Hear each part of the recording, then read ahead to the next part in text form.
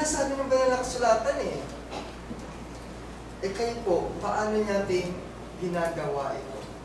Ngayon, kung punong-puno tayo ng Espiritu sa ating katawan, lagi kang nagbabasa ng banal na kasulatan, nagkakaroon tayo ng idea. Hindi po yung laging Facebook ang binabasa natin. Hindi po yung laging Netflix.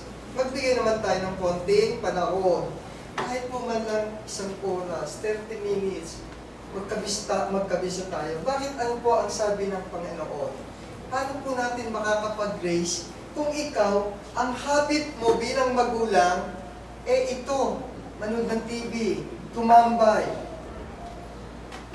Ang nakasulat po sa Bible, to raise a godly generation, you should love God fervently. Fervently, walang tigil. Hindi yung ngayon, araw ng linggo lang tayo po. Fervently means continuous. Deuteronomy 6:4-6, sabi po, digdin mo, O Israel, ang Panginoon nating Diyos ay isang Panginoon, at iyong iibigin ang Panginoon mong Diyos ng iyong buong puso, at ng iyong buong kaluluwa, at ng iyong buong lakas. May sakit ako, hindi pwede. May lakad ako, hindi ko magagawa. Kautusan sa bawat isa sa atin. Hindi po ito sa mga Israelites lang.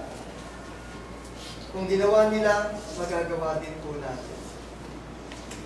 Samba ako ngayon, next week hindi. Mas mahaba yung buhay nating inilagi sa sanlibutan kaysa sa ating pakikipag-ugnayan sa ating Panginoon. Sundan po natin. Binold ko po, niread ko po, at hinighlight ko pa, with underline pa. Ibig sabihin po sa amin yan, kapag ganyan po ang ginawa mo sa isang salita, madali daw natin maiintindihan, madali natin matatanda. Kaya sabi ko po, to raise a godly generation, we should love our God fervently. Buong puso, buong kaluluwa, at buong lakas natin. Tuloy ko pa po, may karagdagan sa Mateo 22:37-38. At sinabi sa kanya, iibigin mo ang Panginoon mong Diyos ng buong puso at ng buong kaluluwa. Paiulit pa rin po. So, paano natin minamahal nila ang ating Panginoon? 50% lang po ba? May senior discount din po ba? Gumagamit po ng PW, may 20%, o 100% nating mahal ang ating Panginoon. Kasi ang pinaka-importante po talaga, na bago natin i-raise ang ating mga anak, ay magkaroon tayo ng personal reality o personal connection sa ating Panginoon. Sino una po ba magtuturo sa bata, kundi tayo matatanda? Saan po ba nagmumula ang kaalaman na ituturo natin? Hindi ituturo. Ang masakit, kung kayo ang tuturuan ng anak ninyo, gusto niyo po ba yan? Meron ganun ngayon. Yung anak ang nagtuturo sa magulang, Nay, mali ginagawa mo. Lalo na ngayon, yung mga generation po natin. Yung mga kabataan nating iba, na walang espiritu ng ating Panginoon. Sundan pa po natin.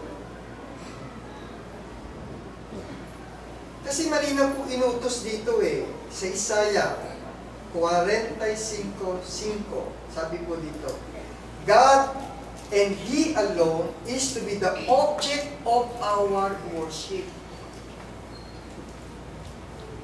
At may ginagawa natin ito.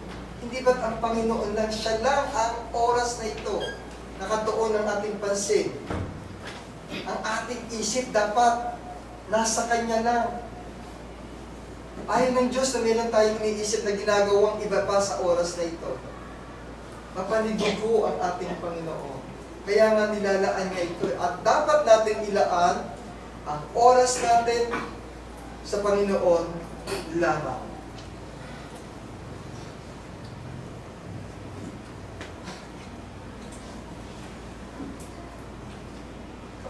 po ang ating sinimulang gawain na kung saan ay ang ating paglilingkod ay nakatuon lamang sa ating Panginoon. Ay nararamdaman nyo na dapat nating mahalin ang ating Diyos sa pamamagitan ng maalab na pananampalataya. Hindi mapusyaw.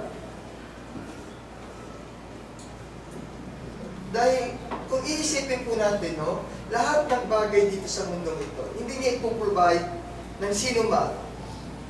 Tanging ang Diyos lang ang magbibigay sa atin ito. Kaya kung tayo ay nagtitiwala, ang ganda ng kanta natin kanina, trust and obey. Magtiwala ka at sumunod ka. Kung wala kang trust sa Panginoon,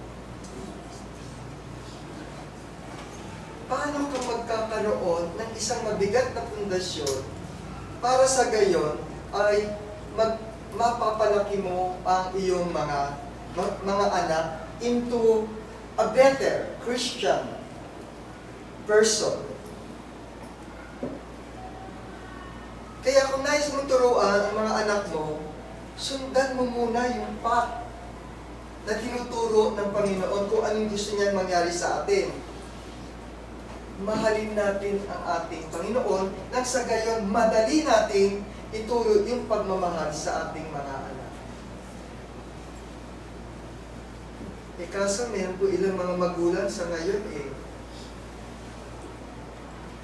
hindi maiparamdam sa ilang bagay ang mga pagmamahal sa kanilang mga anak. Pero kung makikita niyo yung anak niyo lumalaki po nang naaayon sa inyong kagustuhan. Kasi hindi porket gusto natin lahat ng anak natin maging mabuti, kung minsan hindi nangyayari yan. Pero kung makikita mo yung anak mo lumalaki sa tama, at araw-araw ay makikita mo siya na lumalakad siya ng totoo kasama ang ating Panginoon, iniibig ang salita ng Panginoon, ina-apply ang kanyang mga natututunan ng Panginoon sa kanyang mga buhay, at lumalago sa bunga ng naaayon sa kalooban ng Panginoon, masasabi niyo po, ito ang tunay na success natin sa ating buhay.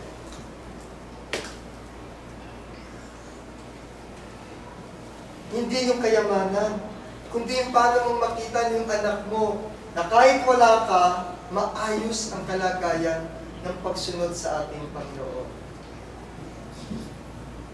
Ano pa po? To raise godly. Una, love God fervently para sa ating mga tagapagturo. Pangalawa, teach your children diligently.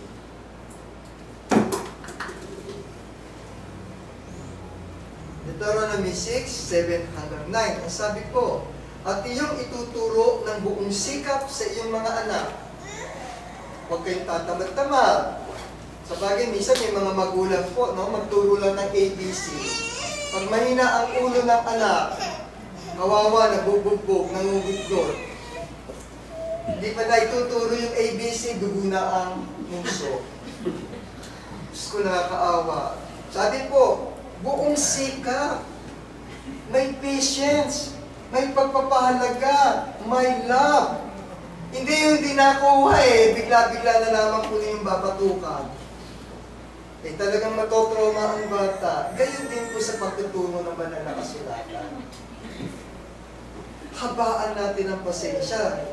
At iyong ituturo ng buong sikap sa iyong mga anak at iyong sasalitain tungkol sa kanila pagka ikaw ay nakaupo sa iyong bahay, pagka ikaw ay lumalakad sa daan, at pagka ikaw ay nahihiga, at pagka ikaw ay bumabangon. Walang format na kung saan uupo tayo sa table. Halika anak, dito magturuan tayo. Hindi daw po ganun.